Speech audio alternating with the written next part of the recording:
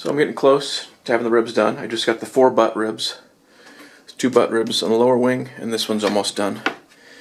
And then 2 for the upper wing. Just wanted to talk about a couple odds and ends. I've been finding it tricky to get these perfect length before they glue up, so that one's a little short.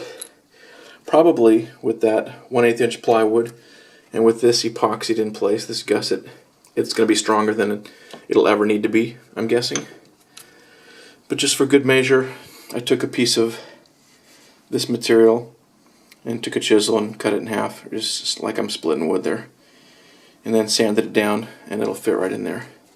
Just to fill in that gap. So I'll epoxy that in place and then I'll epoxy and nail this right on top of it. So you know, everything doesn't come out perfectly when you cut it necessarily. So I'm just trying to, and these are epoxied in place. There's no way those are moving, and I think this is very, very minor. So I'm just going to epoxy that in place before I nail that gusset on. Something else that I think is worth mentioning to anyone else who's building these, this 1/4 by 3/4 spruce is pretty stiff, and on the upper side of the wing there's a pretty good curve right there, and it's tough to bend this wood and epoxy it on there. You can see what I did. I actually added a little support block. This is just more cap strip material, 1/4 by 1/4 spruce. I just added that in there just for some reinforcement, just because there's a lot of stress here due to the bending. And I think that'll be okay. I added some here too, even though the lower side of the wing isn't bent too much.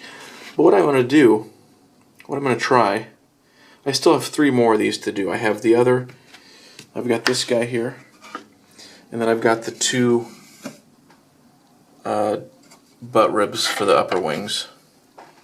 So I've got to do this same thing 3 more times.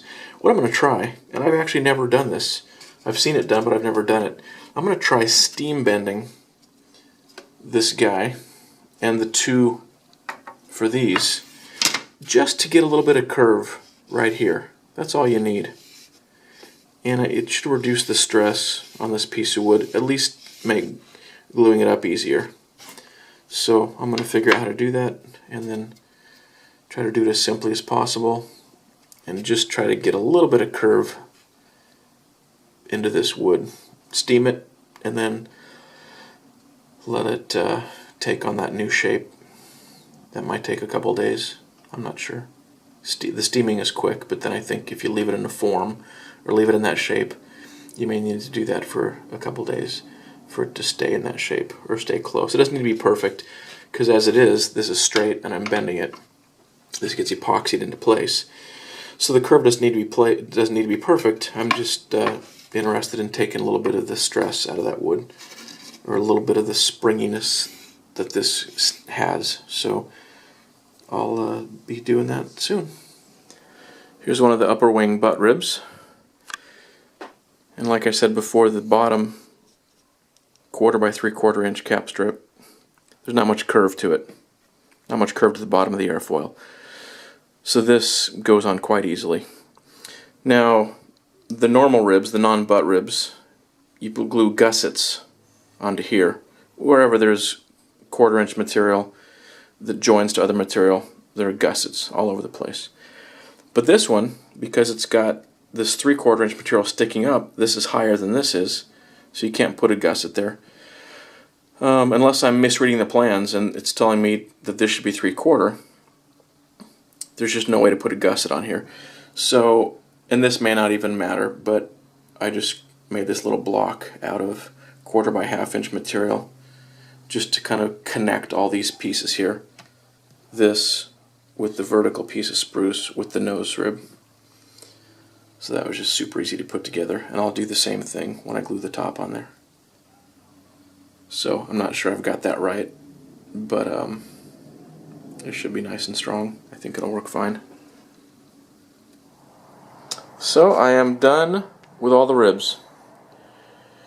About the only thing I haven't mentioned was the 4 butt ribs on either side of the two ailerons. Basically that is where the hinges will go through, and all I did with that was use a big Forstner drill bit on my drill press and drill away a bunch of waste material, and then put a single spindle on my oscillating belt sander, and then I just lowered the rib on top of that spindle and moved it in a circular motion to get it nice and smoothed out. The only trick is not to hover too long when you're getting that edge right there. Otherwise you can eat into the cap strip, so just be careful of that. But it was pretty easy. So, all the ribs are done and I'm very happy with them. The workmanship is so much better than the first batch of ribs I did, so I'm glad I redid them, even though it was a lot of work. I guess it took about 9 weeks or so. I worked pretty consistently on them. You could go a little faster, but 10 weeks should be easily doable for anyone. So 2 to 3 months, let's say, depending on how fast you work. But there they are. Now I'm moving on to wing assembly.